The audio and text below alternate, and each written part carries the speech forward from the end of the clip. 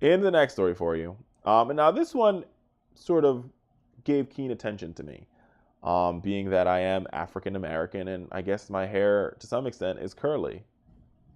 Yeah, it's curly and I guess it's in a pseudo somewhat afro. Um, so let's get into it. There's been a lot, we've heard a lot about this whole debacle of black hair and what black hair is and what black hair isn't and how black hair determines representations of African Americans. Chris Rock did a whole movie on it.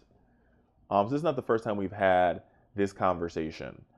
But just a few weeks ago, Horizon Science Academy, which is a charter school in Lorain, Ohio, sent a draft policy home to parents that proposed a ban on the Afro poof and small twisted braids. They're not the only ones to do it, because even at historically black college Hampton University in Hampton, Virginia, the dean of the business school has defended and left in place a 12-year-old policy prohibiting dreadlocks and cornrows for male students in the leadership symposium for MBA candidates.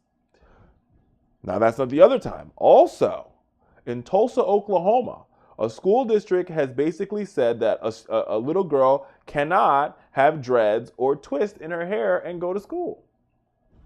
So ask yourself, America, in an era where we profess to be so diverse and so post-racial, because our president is black, so people say, that we're now in a post-racial society. Now, I'm not saying this. These are what, people out there say. There's no racism. We have black president. Black women and black men are still not allowed to represent their culture via their hairstyle. And that bothers me. It bothers me a lot because I think you should be who you are and represent who you represent. So it is okay. It's okay for Donald Trump to walk around with his hair looking like a cat died on it. And that's considered quote unquote business-like. But a black man who has dreads or cornrows, his hair is considered non-business. That doesn't make any sense to me. That argument, it's a total farce. Like NDRE says, I am not my hair, right? And I think we've got to do a better job of changing perception of what this hairstyle means and what the representation of this hairstyle. Also, because it's a misrepresentation based on, what you would call what you would almost call the social norms, right? That has been created to create this type of thing.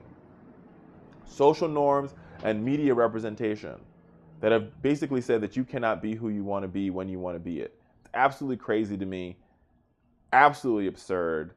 And I think all three of these, one school's already changed their policies, Lorain, Ohio, and same thing in Tulsa, Oklahoma. But I hope that Hampton University, for being historically black college, would change theirs as well.